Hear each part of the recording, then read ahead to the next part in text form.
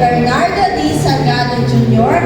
sa kanyang pagbabahagi ng kaalaman, karanasan at pagbibigay inspirasyon sa mga mag-aaral bilang panauhing tagapagsalita sa araw ng pagkilala na may temang Henerasyon ng Pagkakaisa, Kaagapay sa Bagong Pilipinas, taong panuruan 2024-2025. Ipinagkaloob ngayong ika-11 ng Abril 2025 sa Buhay na Tubig Road, Barangay Buhay na Tubig, Lungsod ng Imos. Nilagdaan, Gina U. Reyes, Punong-Duro 4. Bigyan naman natin ng masigabong palakpakan ang ating panauhing tagapagsalita, Ginoong Bernardo D. Salgado. Maraming salamat po.